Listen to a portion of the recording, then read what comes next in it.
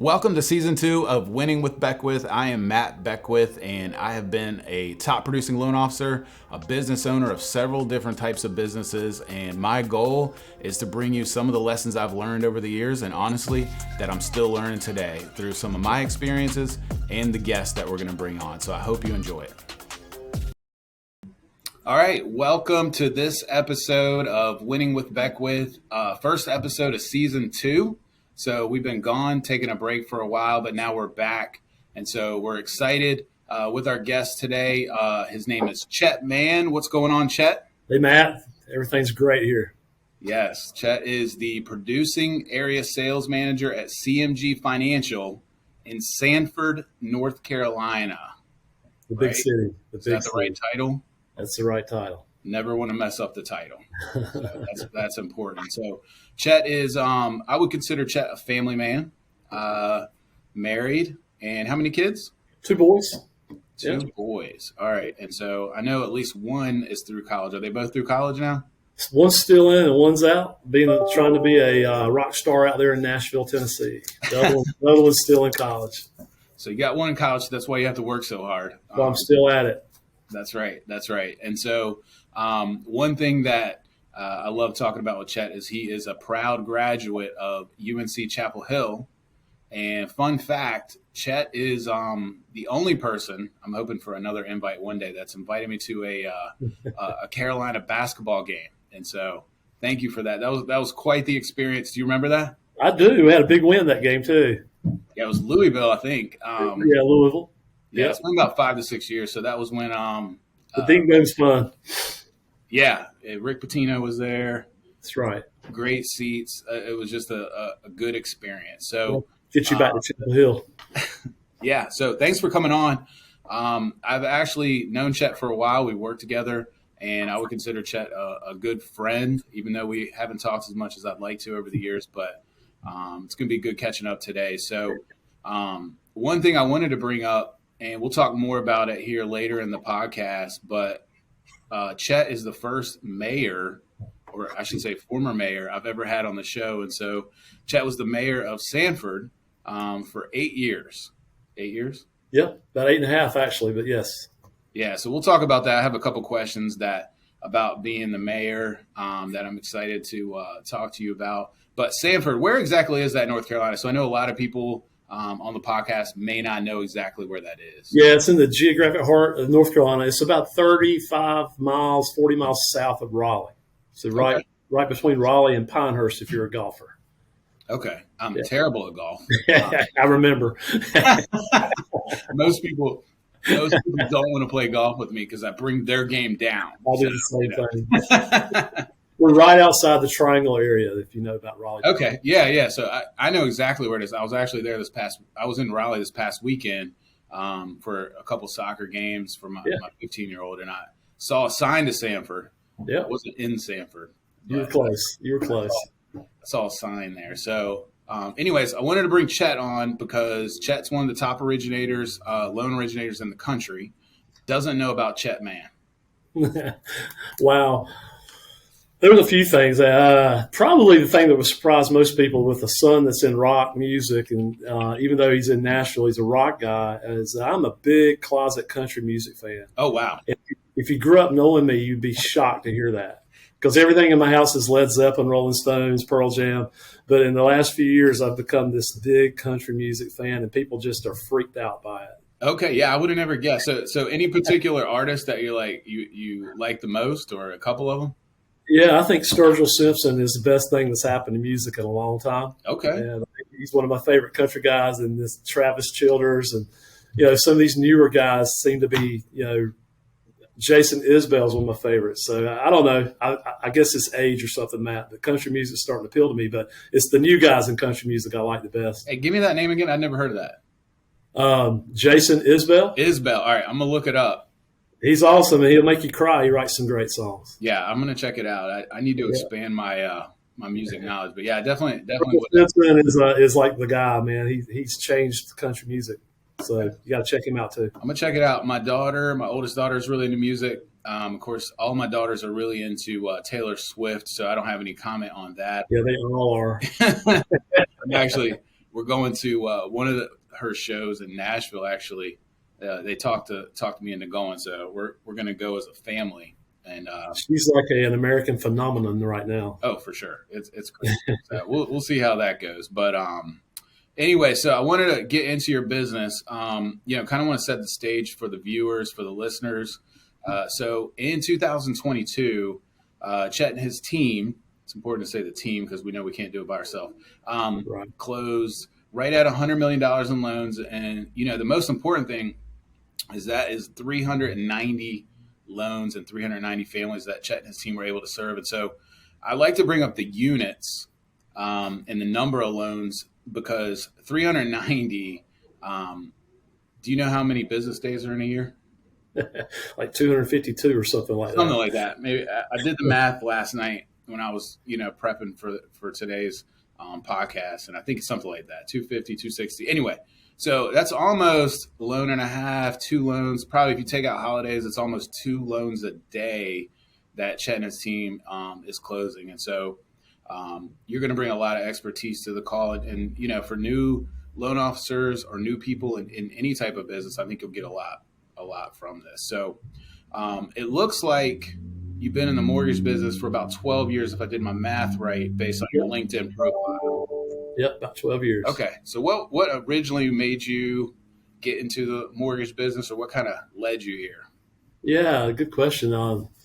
I was in a family business, a totally unrelated industry, and I did that for the first 20 years of my career, I guess. And I went to college for finance, Matt, but I felt the calling to go back to my family business. And so we sold that business and my father started to age. And, I had an opportunity to get back into being more one-on-one, serving people. Yeah. And so really that's what I went to school at Carolina for. I wanted to go off and be an investment banker or something. Okay. But I felt like I had some friends in mortgage, and I felt like that might be something I'd be good at. And I felt like, I was the guy who got in 2009, probably at the lowest point of the mortgage history. Yeah. All the competition was getting out. So I took a chance and came in when everybody was getting out, and it paid off. First couple of years were rough.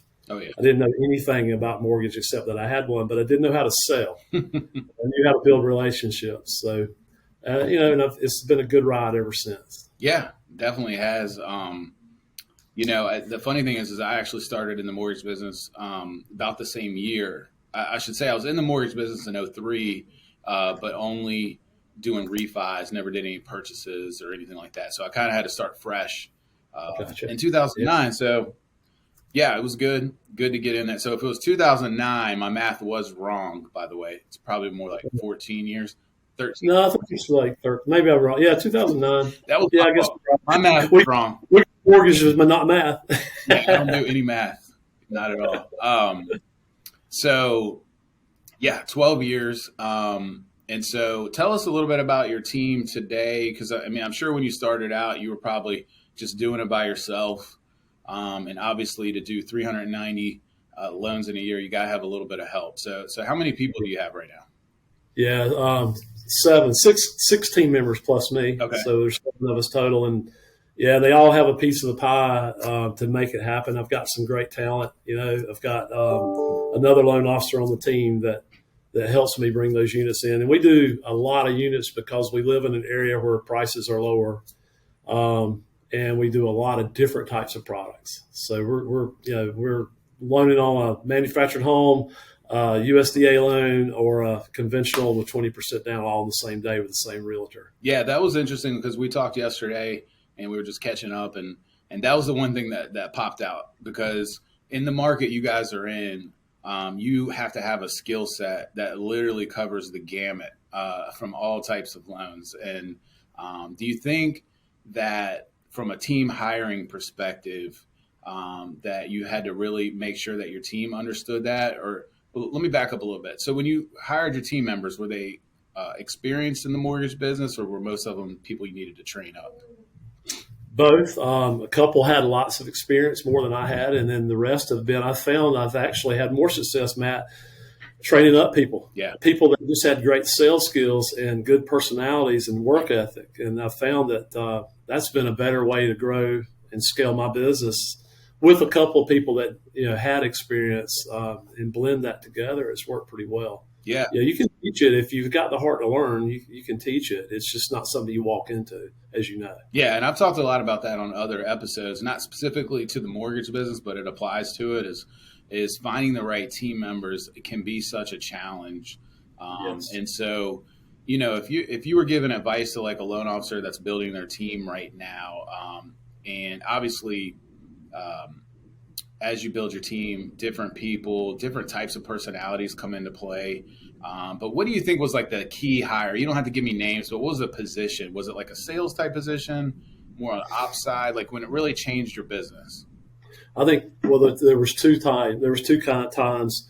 I hired a person that's basically what we call a PA or a loan officer assistant who was licensed but had lots of experience. I found a person that didn't like to make the sales call but was very technically skilled and understood mortgage. And that was a big catalyst that allowed me to stay outside more and have that person inside more. And then the second big hire was what some people call a junior loan officer. But I got somebody that knew how to grind, who knew how to use the telephone, who really could take an account and run with it. And that's when our business really started to scale really big, when we had two of me basically and someone that knew how to move that loan through while we were out there developing business. Yeah. So I'm big on the team build thing. I kind of watched you do it and, kind of modeled a lot of that with people that I saw like you doing it. Hey, I appreciate it. Yeah. And it made a lot of sense for me. I didn't want to be a sole proprietor. I didn't want to do 9 loans a month. I wanted to do 30, 40 loans a month. Yeah.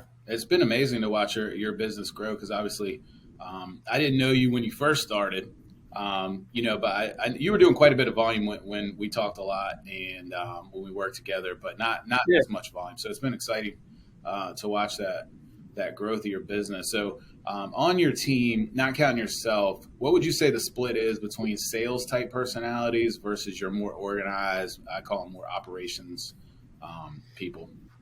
It's about, actually with our team, it's about 50-50. We have two types of salespeople that we have outside and more inside. Yeah. Yeah, I consider a phone person a sales call, but an outside person. There's two of us that really work the customer outside and two of us that have really good sales skills that are better inbound. Okay. We're working it. So that's kind of how we split it. Yeah, so about 50-50, but kind of two different types. And I wasn't anybody that's listening and is a salesperson. I wasn't saying people aren't organized. I just know I wasn't. I had to learn to get organized. Well, we all have to play to our strengths, right? And hire those people that can improve our weaknesses. Yeah, exactly. So, as you grew your business, thinking back early in your career, maybe you had one person, maybe it was just you, maybe you had two people. What was kind of when did you know, or how did you know you needed to hire somebody else? Like what was it that kind of told you that? It was the roller coaster. You have a really good month and you build up, you do 20 loans. Yeah. But you spent your whole month pushing those loans through the closing. And so you didn't get out. You didn't get on the phone. You didn't continue to make sales calls. So the next month you saw your production go down. Yeah. And then the next month you went out and worked harder and you brought those sales in. So you had this roller coaster effect. And after about a year of that, I realized that, I had to let go and give up some money if I needed to in order to grow a team and also to enjoy the quality of life. So I knew when that roller coaster, I knew I was good at it. I knew I could bring the loans in, but I couldn't sustain it by myself. Yeah. That's when I knew that I needed to start branching out. I needed to start adding to the team. Yeah. So that's really a good point. And so anybody that is at that point in your business right now and you're listening, like that's how you know. When you're stretched too thin, you're missing phone calls, you can't, get the pre-approvals done in time if you're a loan originator. And, it starts to slip and you'll have that roller coaster. You'll have a good month. You'll have a bad month. And so, that's what Chet was experiencing when he said, hey, I got to get some help. Also, you can get burned out. I don't know if you've ever experienced that, but I know I have. Have you ever hit the wall too? There have been times, especially earlier in my career where, you just question yourself. Why did I do this? There's you can get in, for lack of a better expression, loan hell. And, I think we all go through that. Yeah. And but not so much now because I've got such a good team. We can pretty much pull anything out of the ditch, and we know what to expect up front more than I did when I was a rookie. So you learn to anticipate problems. Yeah. You know? And so it's better. But yeah, there were times when I wasn't to the verge of burnout, but there were times where I was to the verge of stress out. Yeah. And that's not good. You know, that's not good to bring that home. No, it can affect your family. And, I've talked about that past episodes too, where I had to get that work-life balance piece because building a team is good because it does help you scale, but it also allows you to get a little bit better work-life balance, which I think is good. Yeah. And, most people, including myself, didn't want to give up maybe some of our commission to add these people. And you're conflicted with that. But actually, you can give up some of your money and actually make more over time, but also be able to come home and spend a good night with your family and have your weekends. And there was a perception that you had to work 50, 60 hours a week in this business to be successful, to be a Matt Beckwith.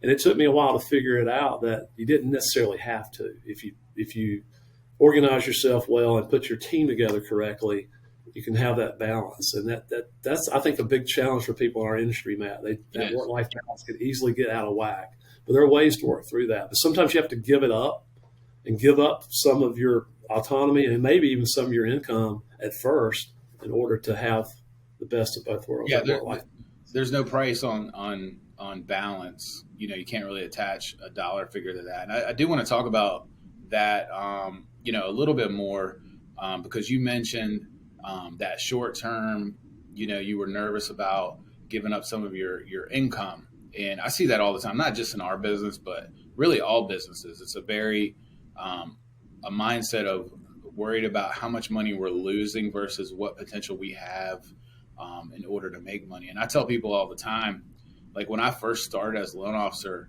like on a percentage basis, on a per loan basis, I actually made way more than I make today. Because I've had to, scale up, add team members over the years. The total dollar amount on the W-2 at the end of the year is way more, but the per loan situation is less. And I think people just forget that part. So I'm glad you brought that up. Well, you can make X at 150 units a year, or you can make even more at 300 units a year, making less per unit. Yeah.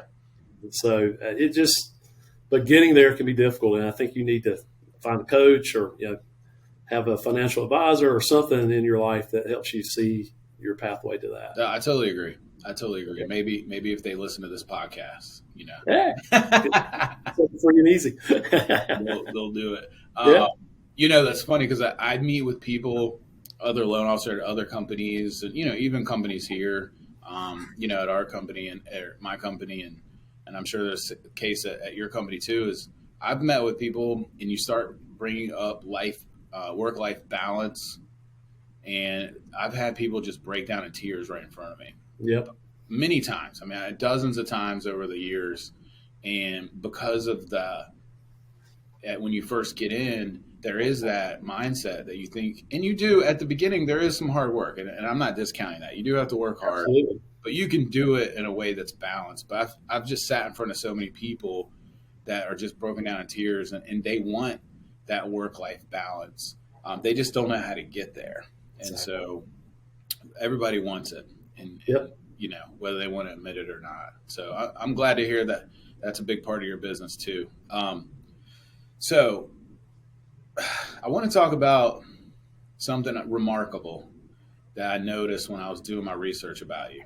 I've known you for a year, but this actually blew my mind. So I just mentioned your 2022 volume, okay?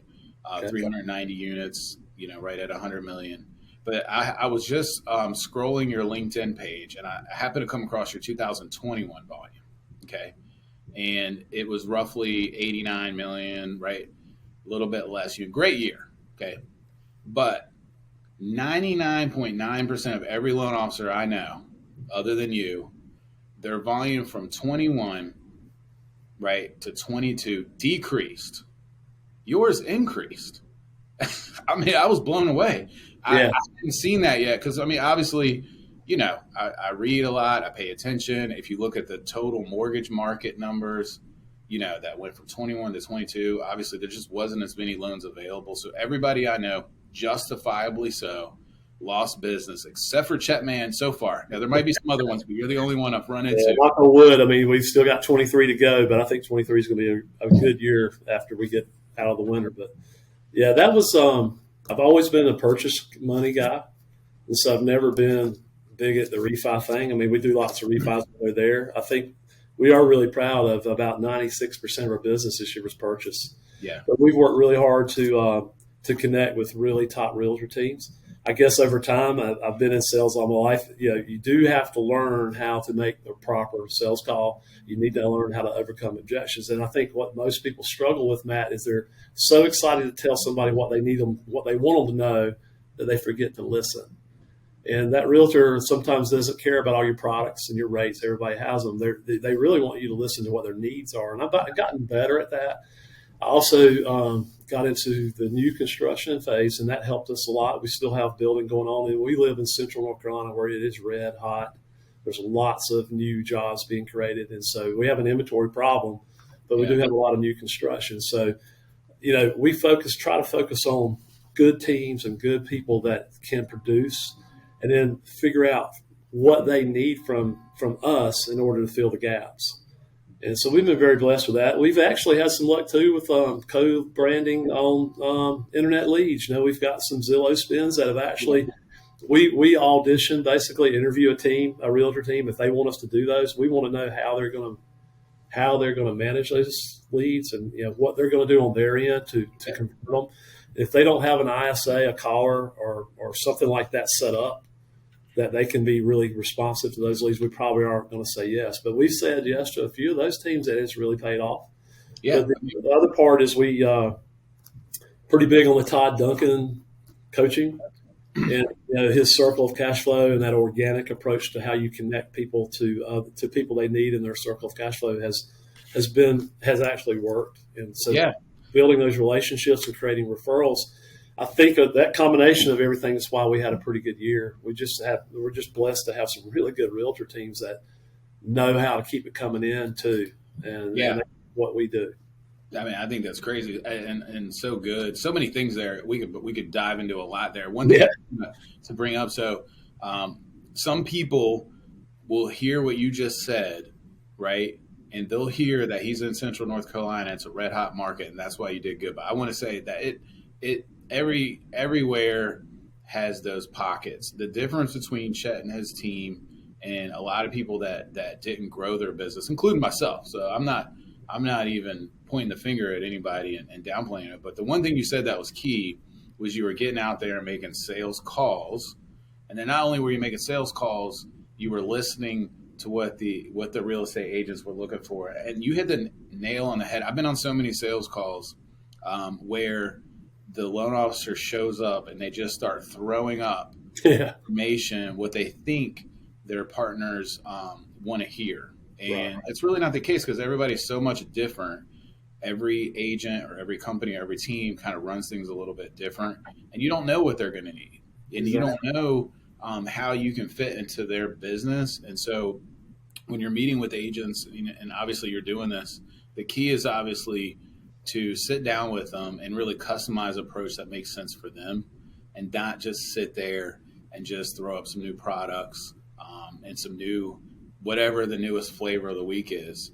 Really listen to them and customize an approach. And that sounds exactly like what you're doing. That's the key. And at my age, Matt, I've probably made more calls in 2022 than I made, in any year in the last 10 years I've been in the business. So I think you still have to grind a little bit, especially when it slows down. And we're doing home buyer seminars, online meetings. We're using every tool we can think of to stay in front of people. So I know a lot of our colleagues have just gone into hibernation, waiting for rates to drop and all that. But if you do that, when it does heat back up this summer, you're not going to have those relationships. They're going to have forgotten you. They've lost you in their phone. So, we're out there grinding as hard today as we've ever done it. And that's what'll get you through the year.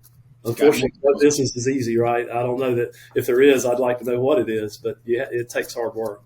Yeah. And I think that's the key. I mean, you work with some good partners, some good agents, obviously some builders on the new construction that really, honestly, I should say that's like you are the only one I know that increased their business. So, We had a handful. I mean, we have a pretty big company. We had a handful of people that did, but just a handful. yeah, And not very many people. I was told if your business is not off 50%, you had a pretty good year Yeah, nationwide. So, I've never heard that stat before, but that's pretty phenomenal statement. But yeah, yeah, I'm not going to be satisfied being down 50%. I would have been okay down 10 or 15, but we were lucky this year. We were yeah. blessed. Most people I know were down about 50%. So, Yeah, you know, all the refis went away. yeah, that's just amazing. So, I mentioned that you were a mayor, so I wanted to touch on that.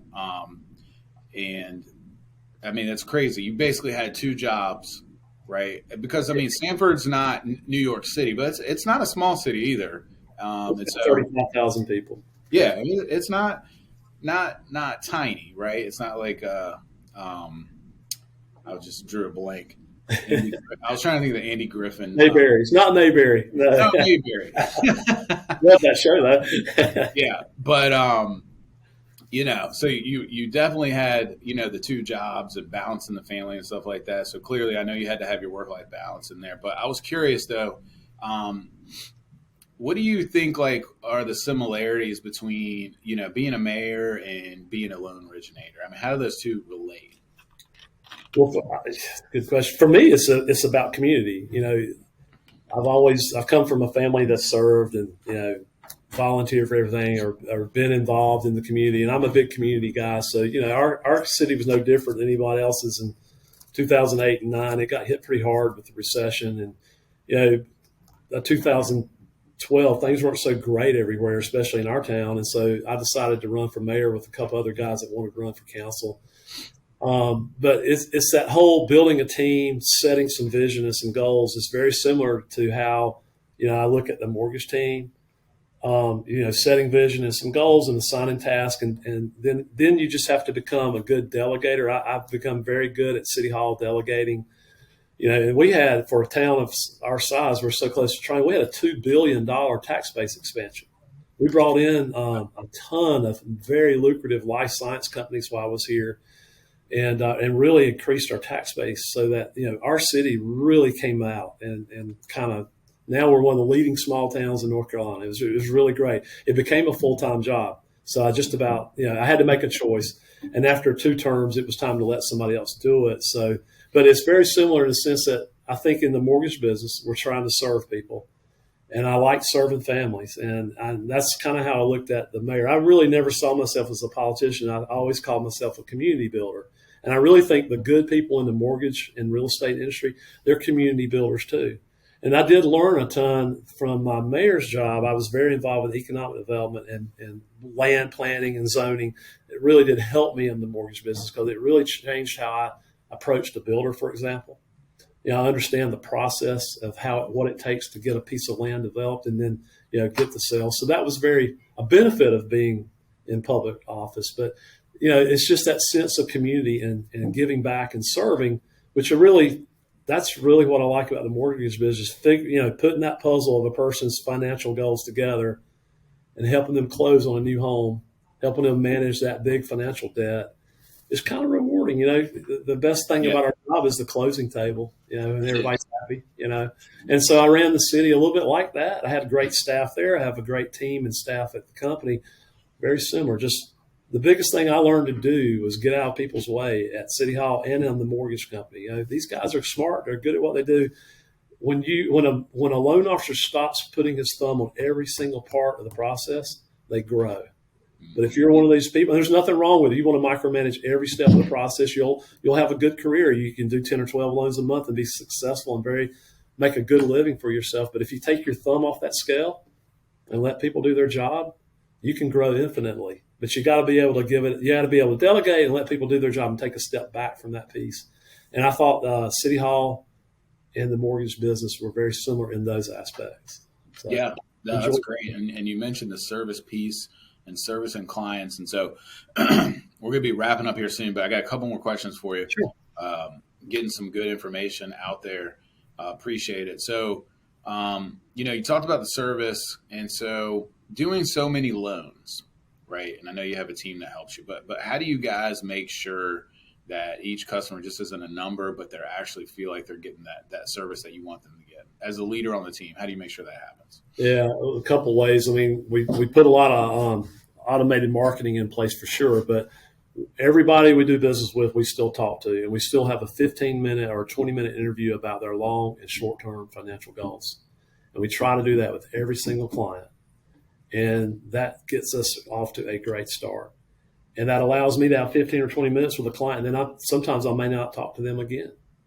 My team takes over, but if I need to jump back in, I can. But, having that short interview can change the whole process from day one.